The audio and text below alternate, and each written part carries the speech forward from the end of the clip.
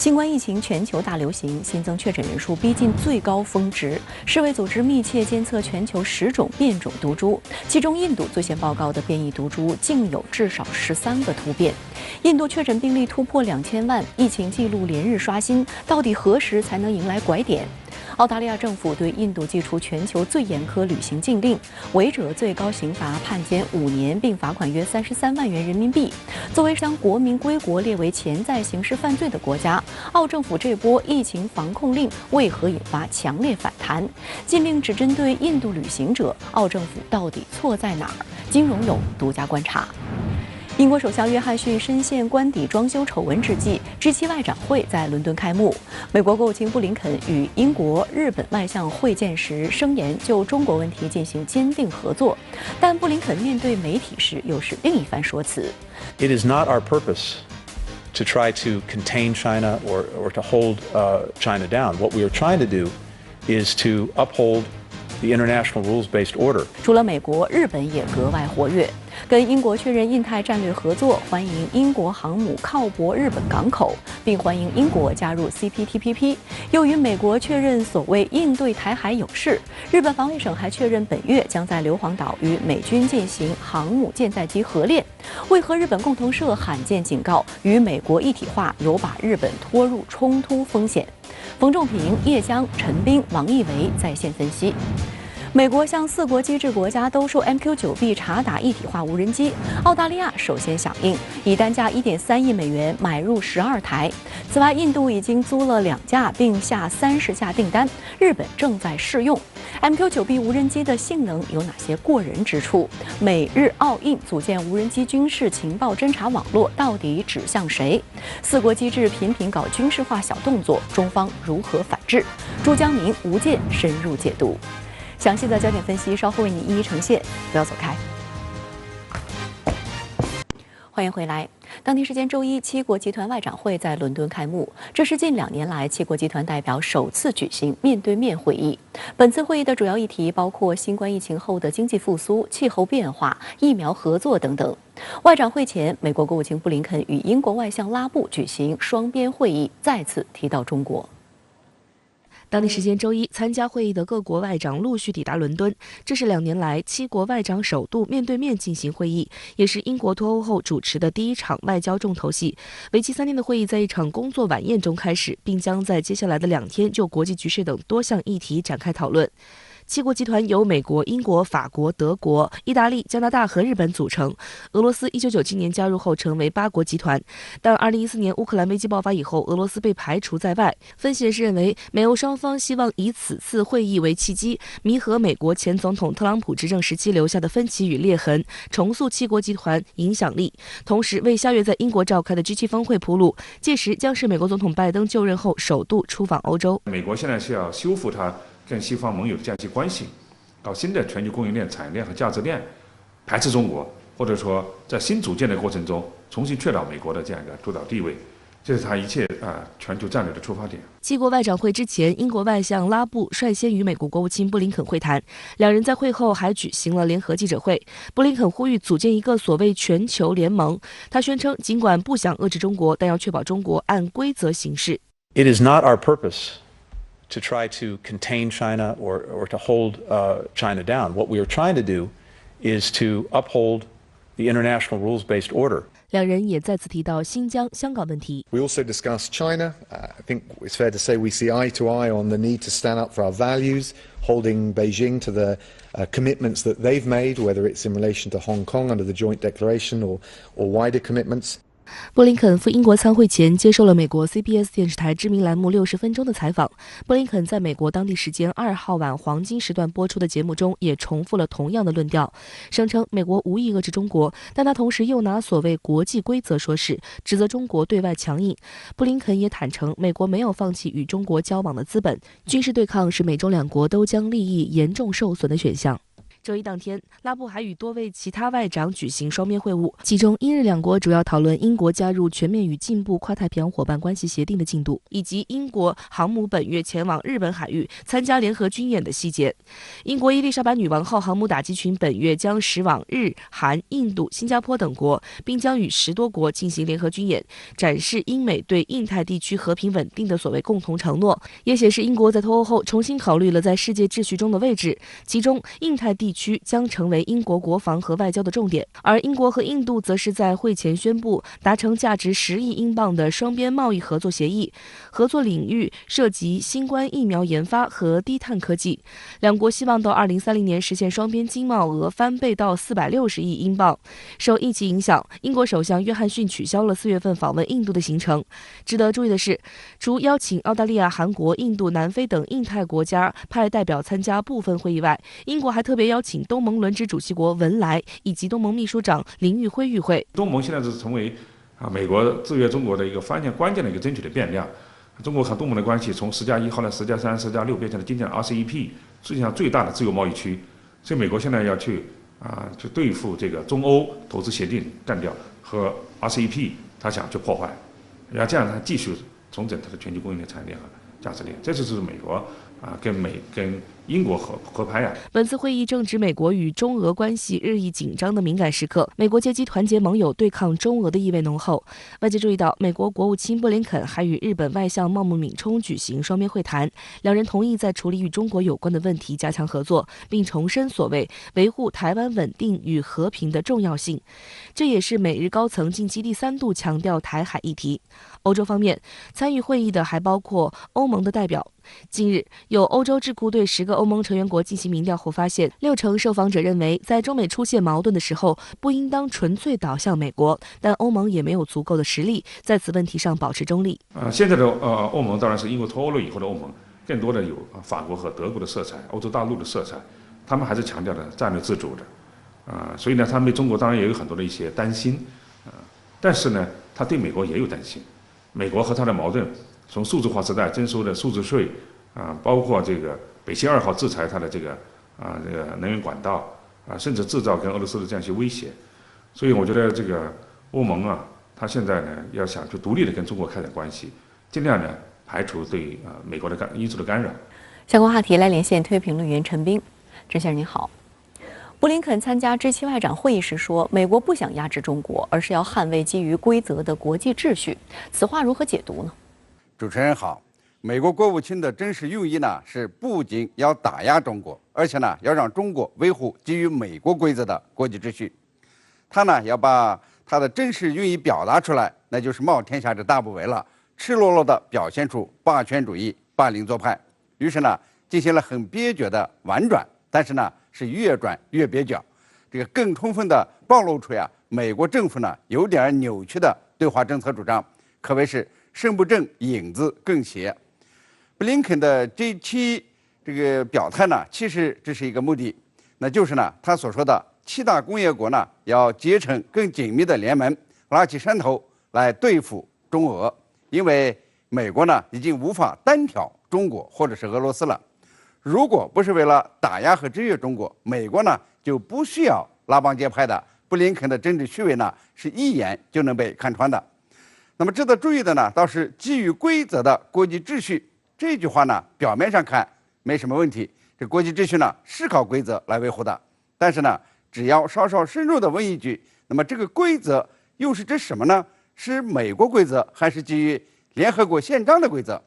布林肯的规则呢，显然是指美国的规则、美西方的规则，而不是世界公认的国际规则。世界上呢，只有一个体系，就是以联合国为核心的国际体系；只有一套规则，就是以联合国宪章为基础的国际关系基本准则。联合国宪章的序言呢，就指出大小各国平等，互相尊重，和睦相处，不得使用武力。那么看看美国2战以后呢，发动了多少次的战争，对其他国家的内政这个变着花样的干预。那么他所谓的规则呢，当然不是联合国宪章为基础的规则，而是美国的霸权规则。所以说这个恰恰是美国破坏了基于联合国宪章为基础的国际秩序。现在呢，是世界呢该敦促美国维护基于联合国为核心的国际体系，要求华盛顿信守承诺，遵循联合国的宪章。好的，也谢谢陈先生以上的分析，请您保持在线，我们稍后还会继续连线您。谢谢。根据印度卫生部周二公布的数据，过去24小时内，印度新增新冠肺炎确诊病例接近36万例，新增死亡病例是3449例，这也是印度新增确诊病例连续13天保持在30万例以上。更令人揪心的是，截至周二，印度累计确诊突破2000万例，多地急诊病床、医用氧气、呼吸机等医疗资源告急，医院承受巨大压力。目前，印度疫情依然严峻，各大医院已经人满为患，病床不足和医用氧气短缺的问题非常严重。为应对危机，印度政府采取一系列措施，包括建立新的制氧厂、开通运送氧气的专列、动用军用飞机运送氧气设备、进口医用氧气。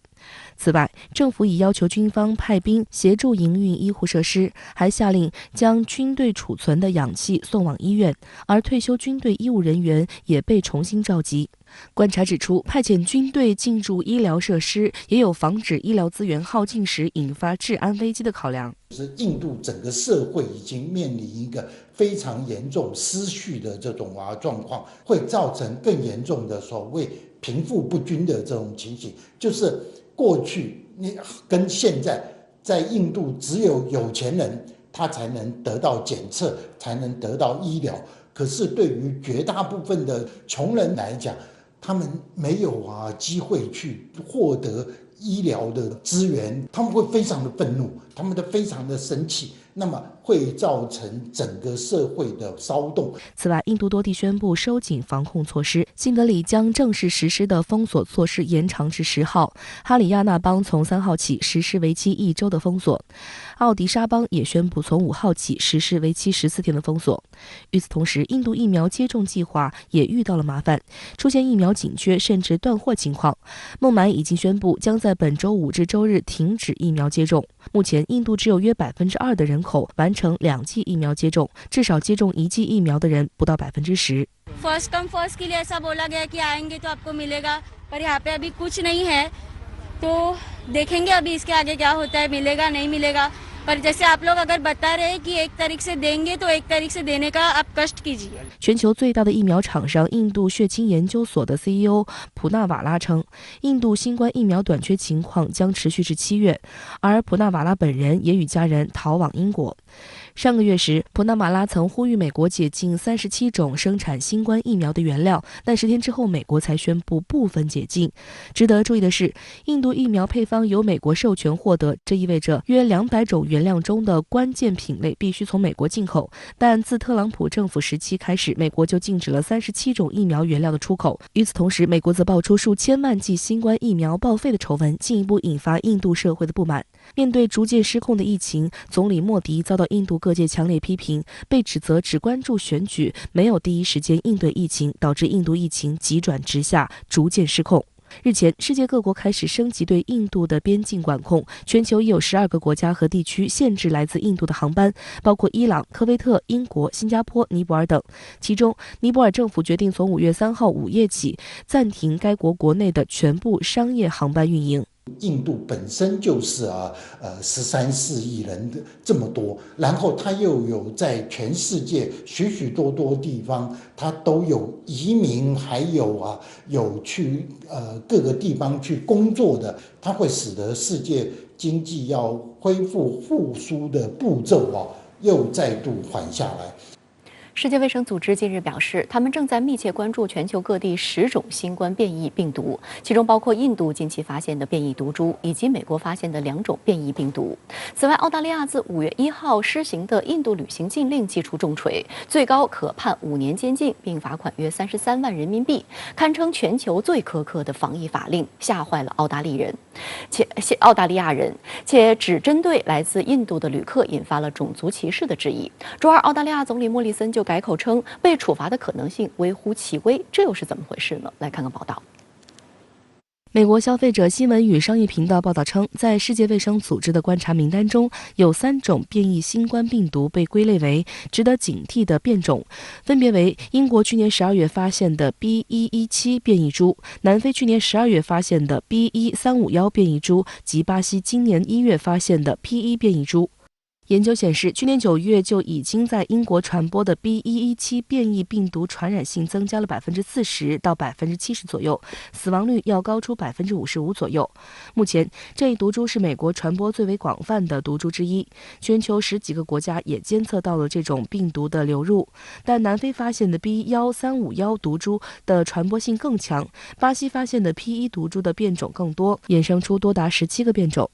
世界卫生组织将印度去年发现的 B.1.617 毒株列为值得注意的变种，但风险性仍需要进一步的研究和评估。该毒株的危险之处在于存在2种关键突变，因此也被人们称为双重变异病毒。不过，随着研究的深入，这种毒株的突变数还在增加。美国知名研究机构斯克里普斯研究所的传染病专家克里斯蒂安·安德森表示，这款毒株目前已经监测到了至少13种突变，突变越多，病毒的免疫逃逸能力就越强。因此，有医学专家认为，目前已经上市的疫苗针对这种毒株的防护力大打折扣，甚至可能无效。此外，还有研究显示，这种毒株的传染性也提高了约20%，大量流行于印度马哈拉施特拉邦等地区。突变增多导致检测难度增加，一些制药公司正在研发专门针对这种毒株的 PCR 测试盒，以便快速识别、精准防控。中国疾控中心流行病学首席专家吴尊友上周介绍，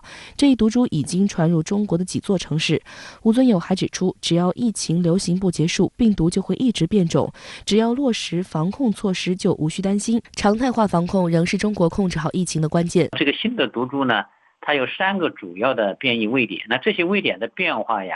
与先前发生在英国、南非、巴西和美国加州发现的变异呢，具有相似性。那么印度疫情的快速增长把全球新冠大流行推向了新的流行高峰，也使得亚洲呢成为新冠流行的重灾区。实际上呢，病毒变异一直都在发生，无论病毒怎么变异，我们都能够阻断其传播。只要阻断其传播，就能阻断变异毒株的流行。只要阻断这些变异病毒的流行，就能够防止新的变异毒株的发生。所以说呢，防控措施的落实还是控制疫情最为关键的。上周，浙江金华市通报新增一名男性印度籍无症状感染者。该男子4月14号从非洲尼日尔乘机抵达巴黎，第2天再从巴黎搭乘航班至上海入境，随即在上海某集中隔离点隔离3天。4月19号从上海专车转运至嘉善县某隔离场所进行医学观察，期间多次核酸检测均为阴性。该男子4月30号解除隔离后，乘坐列车到达义乌，在集中隔离医学观察期间，核酸检测结果为阳性，无发热、咳嗽等症状，经专家组诊断为新冠肺炎无症状感染者。目前，该感染者已经在定点医院隔离医学观察，已排查密切接触者，均已按要求落实管控措施，涉及场所均实施了有效消毒。目前，全球多国已经禁止印度直飞航班入境。值得注意的是，4月30号，澳大利亚政府发布了史上最严苛的印度旅行禁令，从5月1号起实施，规定所有前14天到过印度的旅客一概不准入境澳大利亚，澳公民与居民也不例外。违反规定者将被判监禁长达5年，或罚款6.6万澳元，约33万元人民币，或两者并罚。这一最严印度旅行禁令在国际上引发轩然大波，认为处罚过重，而且在全球多国疫情依然汹涌的背景下，该禁令针对来自印度的旅行者也被批评有种族歧视的成分。 We've also got to protect Australians, and the situation in India is dire and very serious, and we need to take and act on the medical advice that is provided to us. 澳大利亚保守派媒体评论员安德鲁·博尔特表示，这项政策刻薄无理到我不得不将其归罪于种族主义。澳大利亚前反种族歧视专员蒂姆索夫·马塞则质疑称，为何没有看到这些地区对待的措施被用在美国、英国和其他欧洲国家？占澳洲总人口2.6%的印度裔澳大利亚人社群成员对这项突如其来的禁令表示愤怒，认为自己像是罪犯或是被当成二等公民一样被对待。有法律专家提出，这项临时禁令违反国际法。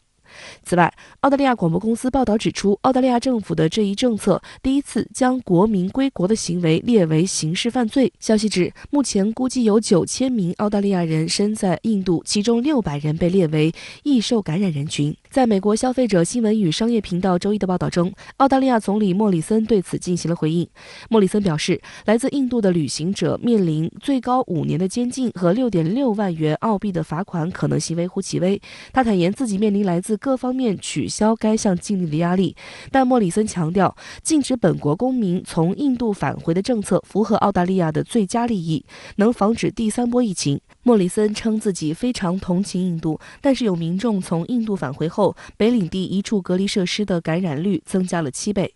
现在在舆论的压力之下呢，澳洲的这种总理莫里森他又改口，他说可能不会对这些人实施这种所谓高额的罚金咯，或者说是这个刑事的这种处罚等等这些。你可以看到，基本上澳洲政府的这种伪善的政策，或者基于白种人优先的这种政策，在这一件事情上面，可以讲说是完全的这种显示出来，这个让澳洲的政府呢，可以讲说是自己打了自己一个很大的这种耳光。目前，澳大利亚对所有国际旅客进行14天强制隔离的措施当中，大多数在酒店进行。澳大利亚医学协会表示，需要暂停从印度入境，表明澳大利亚隔离系统目前十分脆弱。该组织强调，澳大利亚政府应该将焦点集中在修补隔离系统上，将澳大利亚人带回家，而不是让这一禁令延长到超出实际所需的范围。好的，我们继续来连线特约评论员陈斌。陈先生，我们再来看一看印度疫情，现在呢还没有控制的迹象。那您是如何来看印度新冠海啸？世界如何对待呢？关于印度疫情呢，像海啸般的上升，人们呢有各种的解读。那么最主要的原因呢，恐怕有3点：一是大意了，在疫苗接种率很低的时候呢，放松了警惕，对人群聚集和流动呢没有适度的限制，那么导致了大流行；二是自负了。年初呢，印度政府自诩呢有大规模的这个疫苗生产能力，还想参与到这个疫苗外交战，还公开的向国民这个宣言呢，这个疫情呢快进入尾声了。结果呢，现在是本国的疫苗都断供了，最坏的结果呢也来临了。3呢是敌友部分政治上分心了。那么面对新冠疫情呢，人类共同的敌人只有一个，那就是新冠肺炎。但是呢，在全球新冠疫情还没有得到根本控制以前呢，这个印度呢有点心猿意马，一会儿呢要参与印太战略，一会儿呢要提防这个亚洲的邻国，没有一心一意的去抗疫防疫，那么带来惨痛的损失。现在说这些呢，实际上都是没什么意义的。那么最关键的就还是呢要管控疫情，全世界呢都要设法援助印度，这个医疗器械的援助和科技攻关的援助。这印度的变种病毒呢是非常的厉害，那么需要呢全世界呢共同的应对，这个责无旁贷。那么看到许多这个关于印度疫情的报道呀，是非常的惨烈。这个挖墓地的工人24小时轮班都赶不及呢这个死亡人数的堆积，这实在呢是令人揪心。我觉得呀，现在世界各国对待印度呢，都应当放下以往所有的成见和利益，救人为大，把印度人民当成兄弟和邻居来看待。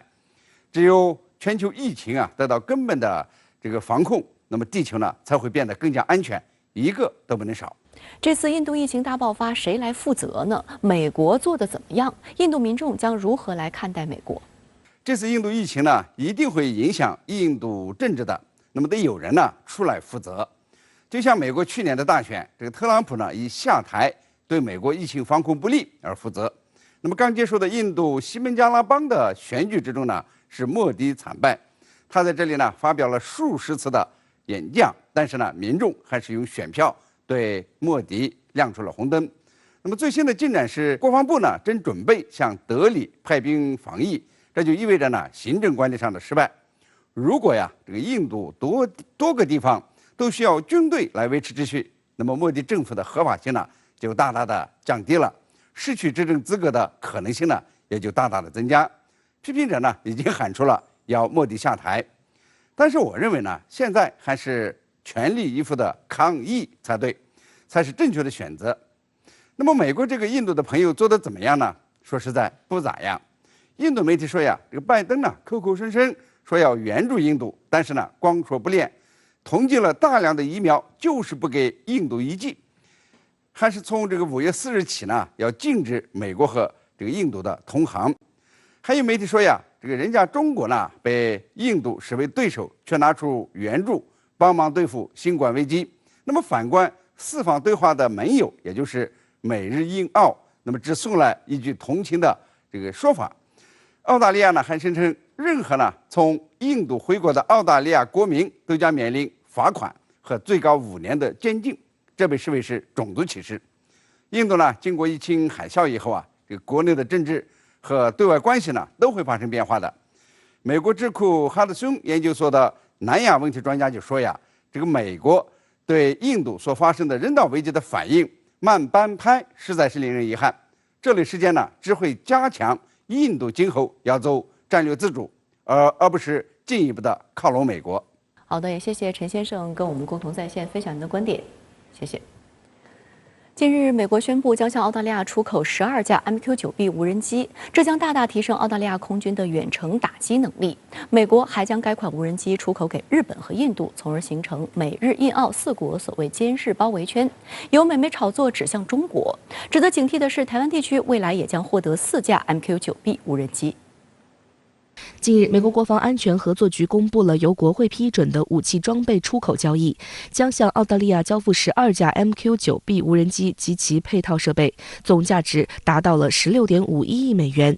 从此次武器装备清单来看，除了12架 MQ-9B 无人机，还包括光电观瞄系统、雷达、定位导航系统以及制导炸弹组件等，再加上后勤保障和人员培训等费用。MQ-9B 无人机是 MQ-9 系列无人机的最新型号，其最大有效载荷为1700公斤，滞空时间可达48小时。MQ-9B 大型模块化多用途无人机的空军型天空守卫者基本继承了 MQ-9 收割者的机载配置，并有所升级。多光谱瞄准系统由 MTS-A 升级为 MTS-D， 雷达设备则为具有地面移动目标指示器的 AN/APY8 山猫合成孔径雷达。那么它具有多重任务的功能，比如说它除了这个侦察之外呢，它还具备海上的这个搜寻，包括是这个海上的反潜，甚至乎呢，它还可以挂载六个以上的导弹，或者说是激光制导炸弹。那么同时具备很强的攻击能力，可以说这款无人机呢，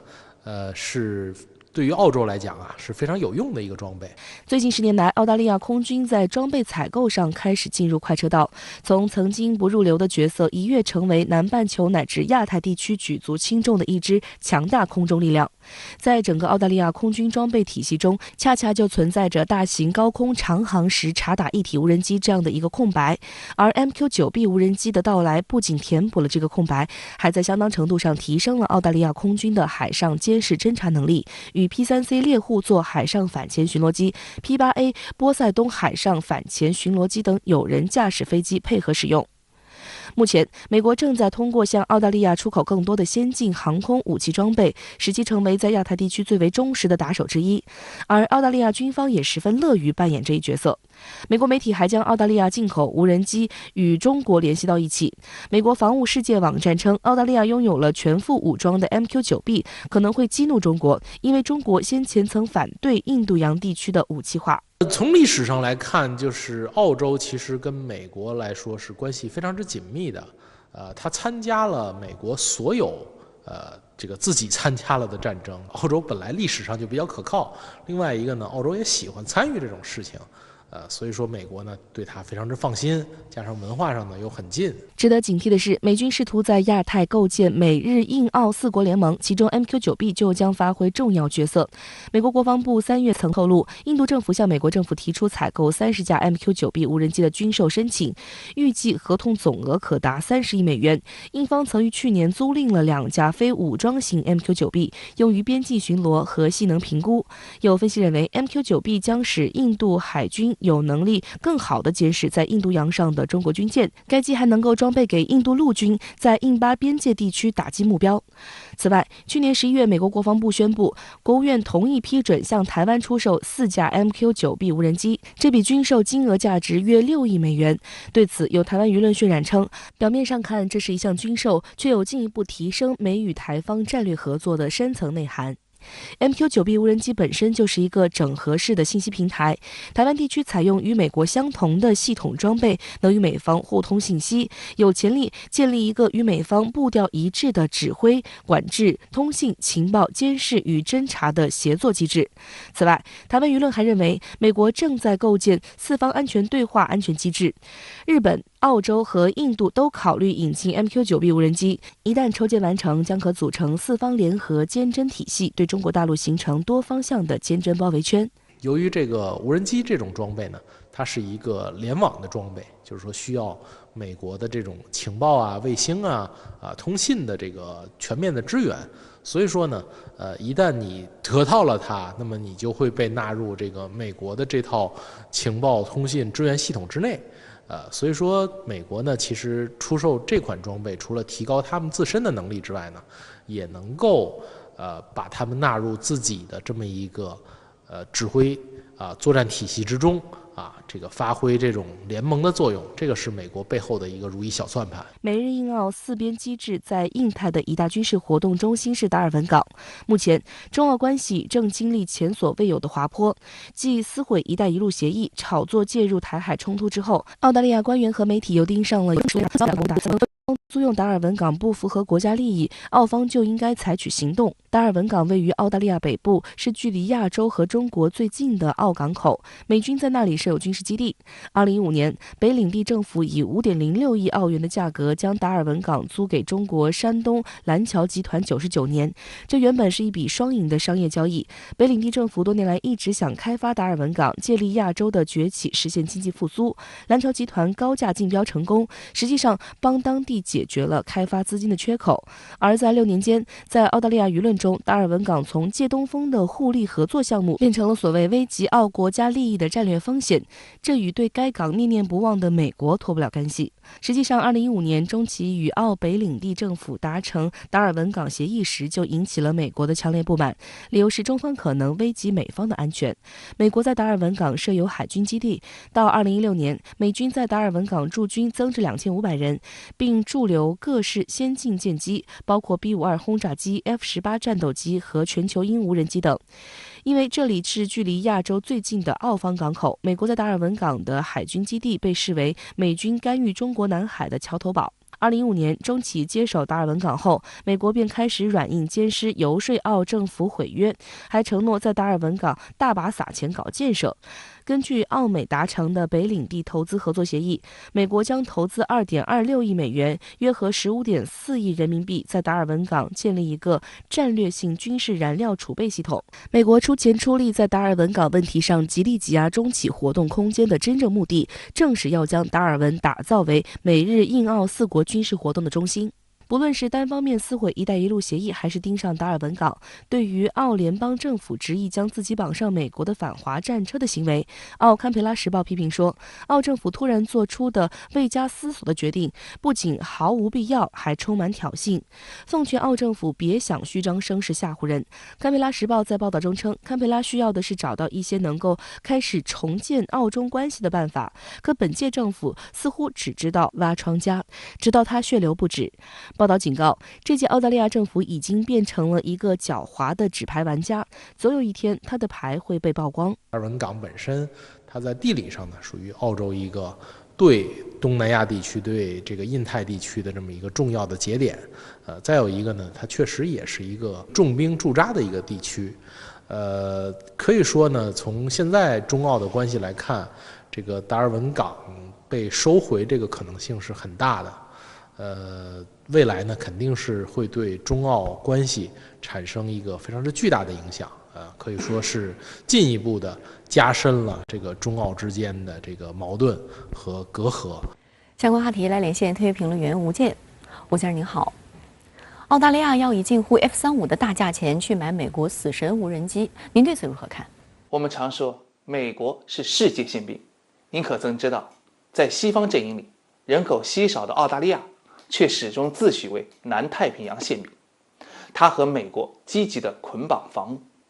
就南海问题而言，澳大利亚实际上早在越战时期就或多或少的介入了，而且迄今还利用英国、澳大利亚、新西兰、马来西亚、新加坡的5国联防条约派兵出没南海附近，而天价购买美国死神无人机，正是向美国表忠诚的一种方式。当前，美国的联盟政策主要体现在责任分担，如果有谁想和美国捆绑，自己先得拿出真金白银向美国买军火，交投名状。而存在和美国结盟惯性的澳大利亚，自然不得不掏这笔入门费。但我想说的是，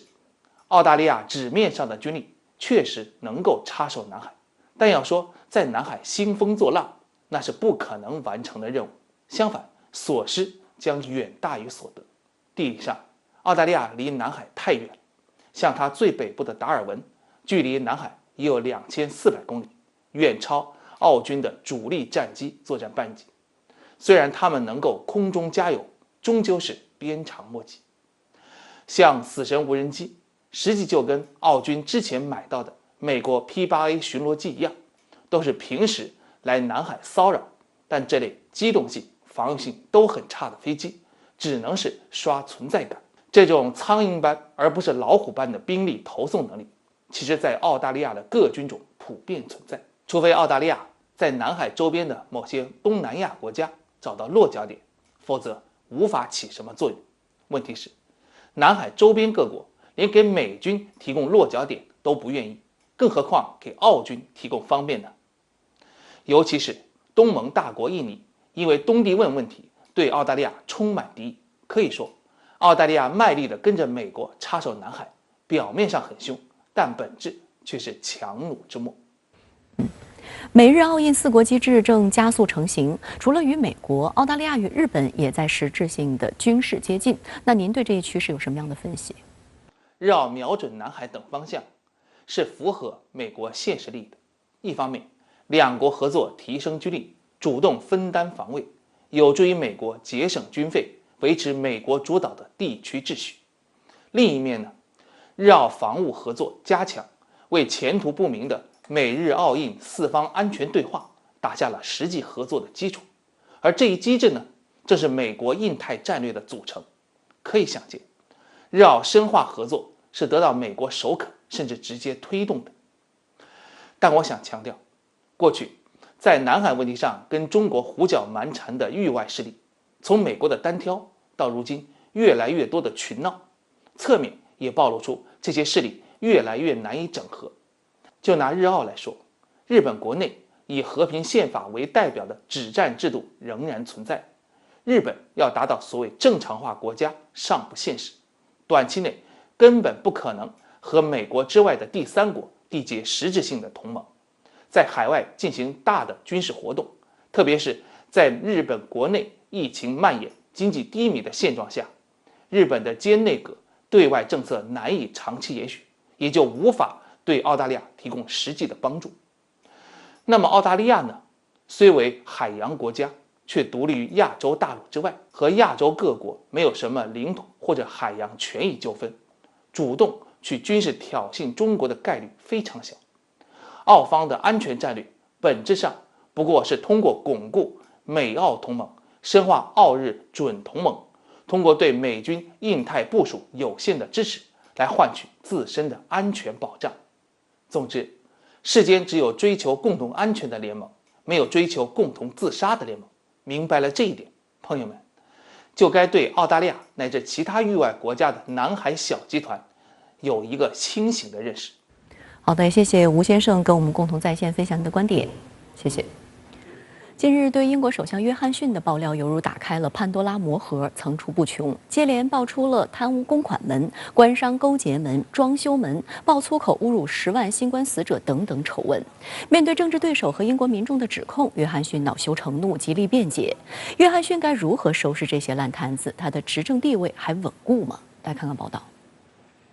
英国首相约翰逊的丑闻一桩接一桩。根据英国《每日邮报》报道，约翰逊在唐宁街首相府的一次很关键的会议上提到第2次封城的话题的时候说，他宁可把成千上万的尸体堆起来，也不想再封城。虽然约翰逊本人极力否认曾说过这段话，但是英国广播公司星期一晚上坚持说，约翰逊确实说过这段话。失去了亲人的英国家庭成立的组织正在推特上发文表示，他们因为新冠疫情死去的父母和亲人不仅仅是死尸，他们在伦敦建起了怀念墙，纪念12万8千名死于新冠疫情的人，同时要求对英国首相府如何处理新冠疫情展开公开调查。约翰逊的第2桩丑闻指的是唐宁街11号2楼首相公馆的装修。法国《世界报》报道说，装修费高达人民币180万元，监工还是约翰逊的未婚妻。还有报道称，约翰逊装修首相官邸的原因是因为受够了前任首相特蕾莎梅百货公司的家装风格。按照英国法律，国库拨款给首相府的维护费用是定额，每年约27万元人民币。当年布莱尔装修首相官邸时的花费就是这个数。实际上，约合27万元人民币的装修款已经不低，与180万元之间高达153万元的差额引发外界怀疑。负责监督政治捐献和选举财务的英国选举委员会就此表态说，有合理的理由怀疑可能发生了一项或多项违法违规行为。目前，英国选举委员会已经就装修风波展开调查。约翰逊本人则在议会质询时矢口否认自己在装修问题上有任何不当行为。他称，我的回答是费用是我自己付的。他欢迎选举委员会就此调查，并强调外界对他的质疑全是胡说八道，但民调显示只有6%的英国人相信他。 And he goes on and on, Mr. Speaker, about wallpaper when, as I've told him umpteen times now, I paid for it. 在野的工党要求约翰逊公布付款的原始记录。工党领袖斯塔默指责约翰逊回避要害问题。他强调，首相要澄清的重点是否存在过度资金流。这位反对派领导人警告说，若约翰逊不据实禀告，就必须下台。 Can I remind the Prime Minister of the Nolan Principles, which are meant to govern the behaviour of those in public office? They're these: selflessness, integrity, objectivity, accountability, openness, honesty, and leadership. Instead, what do we get from this Prime Minister and this Conservative government? Dodgy contracts, jobs for their mates, and cash for access. And who's at the heart of it? The Prime Minister, Major Sleaze, sitting there. Mr. Speaker, don't the British people deserve a Prime Minister they can trust and a government that isn't mired in sleaze, cronyism and scandal? Mr. Speaker, last week he came to this chamber and he attacked me for talking to James Dyson about ventilators, where we're now sending ventilators to help the people of India. And the following day, Mr. Speaker, the Labour front bench said that any Prime Minister in my position would have done exactly the same thing. 此外，英国星期日《泰晤士报》近日又报道称，一名保守党捐款人称被要求支付约翰逊小儿子威尔弗雷德的保姆费用。该名捐款人表示，自己对于需要为首相的小婴儿擦屁股而感到不满。据悉，威尔弗雷德出生于去年4月，是约翰逊与凯莉·西蒙兹的第一个孩子。这个可以说在一定的程度上是约翰逊他自己这个后院起火嘛？为什么这一次就是他接二连三的出现了这一系列这个对这个约翰逊来说是非常负面的这些报道？实际上主要还是在于这个英国内部的政治斗争。上周三，苏格兰民主党议会党团主席伊恩·布莱克福德就公开质疑约翰逊：“你是不是一个说谎的首相？如果上述言论被证实，约翰逊就应辞职。”英国金融时报发文指出，约翰逊的相位正面临严峻挑战。该报指出，在英国的政治语境中，